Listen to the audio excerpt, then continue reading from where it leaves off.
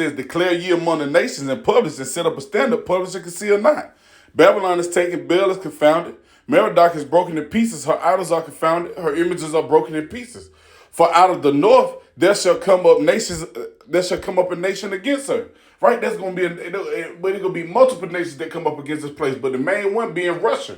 It says, which shall make her land desolate, and none shall dwell therein. They shall remove, they shall depart, both man and beast. Because the Lord getting ready to lay America desolate. He's getting ready to judge this place for its whoredoms, for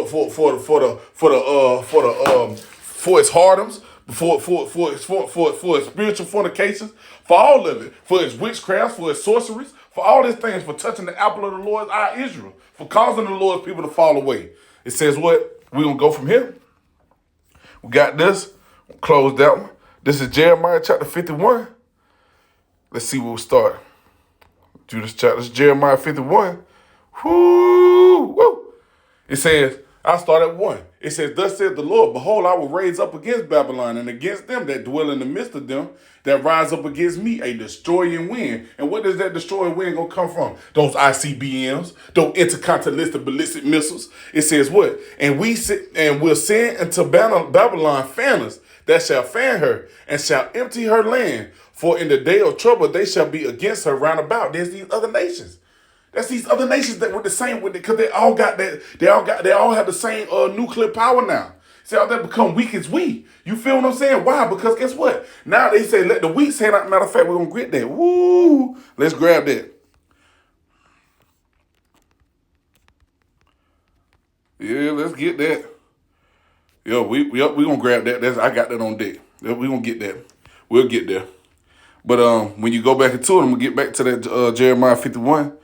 Going back to the Jeremiah 51, it says that shall fan her and shall enter her land, for in the day of trouble they shall be against her round about. It says against him that bendeth, let the archer bend his bow. Let these other nations bend their bows.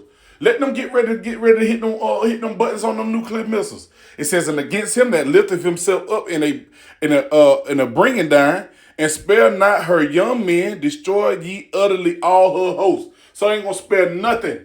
Ain't gonna spare nothing. The Lord gonna come and put everything down. It says, thus the slain shall fall in the land of the Chaldeans, and they that are thus through in her streets. So these missiles gonna hit everything. People, even the concentrated fire is gonna come from the chariots. All these things will get ready to be destroyed and laid desolate.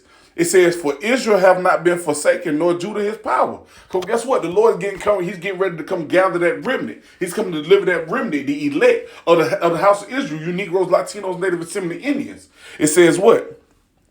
Of the Lord of hosts, though their land was filled with sin against the Holy One of Israel. Because what? These other nations and their whoredoms and their witchcraft caused us to fall away from Yahweh Shem Yahushai, confederate against us, for we forget our heritage and who we truly were. It says what? It says Salakim, bring it back, for Israel have not been forsaken, nor Judah of his power, or the Lord of hosts, though their land was filled with sin against the Holy One of Israel.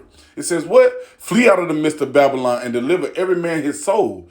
Be not cut off in her iniquity, for this is the time of the Lord's vengeance. He will render unto her a recompense. So he getting ready to render unto Babylon a recompense. He said reward unto her double. So guess what? They're going to receive double for the things that they done. It says what?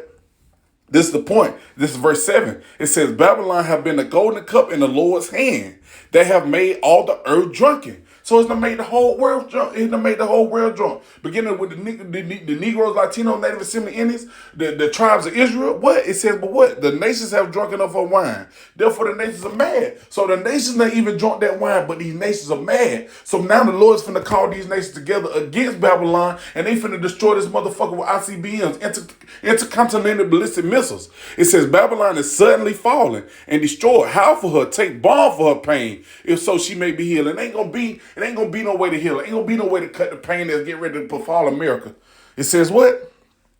He says, we would have healed Babylon, but she is not healed. Forsake her, and let us go, everyone into his own country. For her judgment reacheth unto heaven, and is lifted up even unto this high. Because wickedness has what? Wickedness is greatly, it polluted the whole earth. Wickedness has polluted the whole earth. And said, therefore, Yahweh Shem Shai is getting ready to bring judgment by thermonuclear fire to this place and via way of the concentrated fire that's going to come from the chariots. He's coming to destroy these elite, throw them in the shackles, and he's coming to destroy these heathen nations. And guess what? In the kingdom, they're going to all be ours, and the nation of Israel is going to reign forevermore.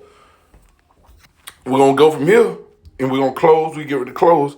I got one more point to make. But this is Joel chapter 3. It says, what? Joel chapter 3. It says, I'm going to start. I'm going to start at 9.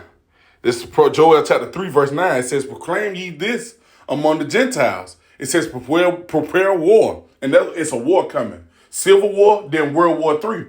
It says, wake up the mighty men. Let all the men of war draw near. Let them come up. That's the mighty men of these other nations. They getting ready to come together against this whore. It says, beat your plowshares into swords and your pruning hook into spears. Let the weak say, I am strong. And guess what? That's what the weak is doing. The weak is now beginning to say that they're strong because they now contain the same nuclear capability that America has. America no longer has the number one army in the world or the number one fighting soldiers. These other nations do. It says, assemble yourselves and come, all ye heathen, and gather yourselves round about. So he's telling all the heathen to gather themselves round about. I'm going to let all y'all get a piece. It says, thither cause thy mighty ones to come down, O Lord. Let the heathen be weakened and come up to the valley of Yahweh Shaphat, the valley of judgment. For there will I sit to judge all the heathen round about. And that's what the Most High, he's getting ready to judge these heathen. And he's getting ready to put them all down. Because when they see the fathership and they see Yahweh Shai coming in his glory, they're going to all turn and try to fight against Yahweh Shai. But he's going to consume them with the spirit of his mouth, like the scriptures tell you in 2 Ezra 13. The Lord is getting ready to do away with this place, man. It said the slain of the Lord shall be many, even from one end of the earth to the other. Talk about a line of confusion. So you ain't going to be able to tell Cleveland from South Carolina. You know what I'm saying? When the Lord get done with this place. It says, we go from here, right? Because that's what the Lord's getting ready to do. He's getting ready to call these other nations against America. And this place is getting ready to be destroyed. You know what I'm saying? But he was telling another point I want to touch before I close, because he was telling the white man, you know what I'm saying, you got to be candid. Not candid. Yeah, candid. That's it. He was telling this motherfucker that he had to be candid. But guess what? The only candid ones will be the nation of Israel. When the Most High, guess what? When he fulfilled that new covenant with us, you know what I'm saying, giving us those new bodies and the new hearts. You know what I'm saying? That we're upright perfectly forever. But the scriptures talk about what he says candid. It says white, bright. It says sincere, honest, upright. And guess what? It says to shine. The only ones going to shine, we're the true illuminated ones. The Negroes, Latinos, Native Assyrian Indians, but not the elect of the nation of the nation of Israel, of the Negroes, Latinos, Native Assyrian Indians. 12,000 from each tribe and an innumerable multitude. It says to shine. It says to shine. It says open, frank, ingenious. It says not opposed and formal. But I'm gonna go back to the top of that. It says white, bright, pure, sincere, honest, upright. And that's what we're waiting on. We're waiting for the one with his shining and glory, and that's how we shine. The pure, with the pure white. Real fast, we're gonna grab this real quick. This is Revelation chapter 5. I think that's Revelation 5. It says, here it is. It says, let me see.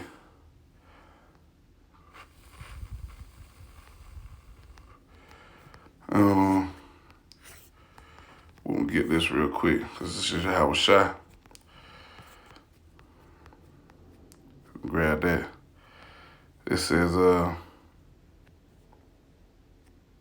boom. This Revelation chapter 6. I started 1. It says, and I saw when the Lamb opened one of the seals, and I heard as it was a noise of thunder, one of the four beasts saying, come and see. And I saw, and behold, a white horse, And he that sat on him had a bow, and a crown was given unto him, and he went forth conquering and to conquer, because that's what Yahweh Shai has come to do. But he's the only one that's white. He's the only one that's pure. He's the only one that's righteous. And he's coming to deliver the remnant and allow us to share in that glory with him. And he's coming to purify us and allow us to be made white and perfect when he changed us in a moment and in the twinkling of an eye. But I'm going to go back, right? Because I want to grab a couple of precepts on this word, because it said candid. And we understand that's pure, basically, white. It says what? It says, grab it, it says, I started one. It says, blessed is the man that have not slipped with his mouth. And this motherfucker done slipped with his mouth. These devil, all these blasphemies, speaking against the children of Israel, all these things that they've done to Yahweh Shem Yahweh Shai. It says, and is not pricked with the multitude of sins. And that's what he's pricked with, a multitude of sins. He's covered in sins. He can't do no good. It ain't no righteousness in this devil. It says, blessed is he whose conscience have not condemned him, and who's not fallen from his hope in the Lord. And guess what? They have no hope in the Lord. Why? Because they sit as the Most High. They think they'll be the Most High. It says, riches are not comely for a nigga. And look at this nigga. It says, and what should an envious man do with money? So guess what? They don't know what to do with money. They don't know how to spend the money. They hoard it unto themselves. They robbed the Israelites. They robbed the other nations. They robbed the world of its riches. It says what? It says riches is not comely for a nigger. It says, what should an envious man do with money? He that gathereth by the fraud in his own soul gathereth for others. That shall spend his goods righteously. It says, he that is evil to himself, to whom will he be good? So this devil, he evil to himself. You got homeless Edomites out here, man. They oppressing their own people. It says, he that is evil to himself, to whom will he be good? He shall not take pleasure in his goods. And these devils ain't finna take pleasure in these goods. They getting ready to vomit them up, like it said in the book of Job. They get ready to vomit these things up. Matter of fact, let's grab that real quick. This is Job chapter 20 and verse 13. It says, hold on. Salakia.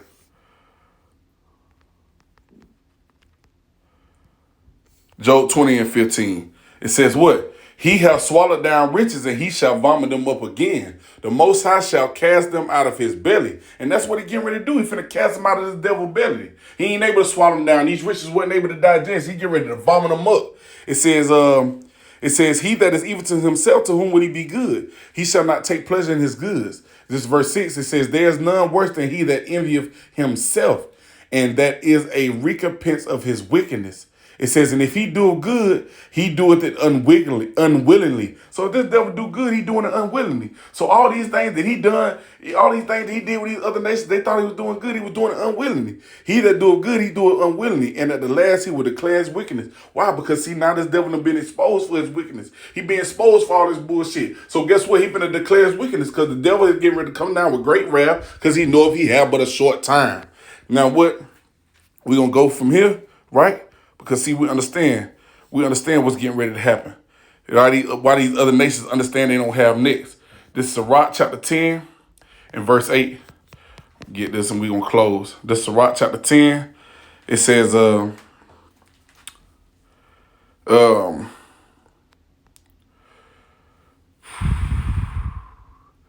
could really start at 1. I could start at 1. But I'm going to just jump straight to the point and we're going to close.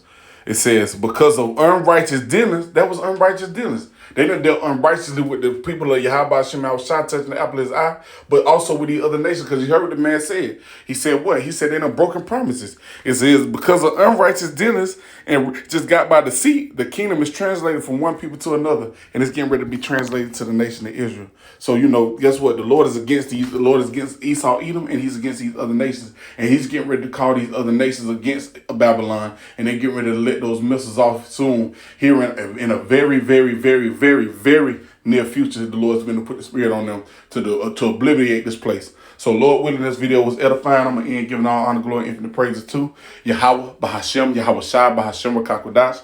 Double honors to our apostles and elders of the great millstone of taught us this truth. Peace and blessings and salutations to the sincere Akim laboring in this truth, preaching and teaching and believing on the name Yahweh Hashem Yahweh Shai. And peace and blessings and salutations to the men, women, and children that believe on the name Yahweh Hashem Yahweh Shai. Till the next time I say Kwam Yashala, Shalom.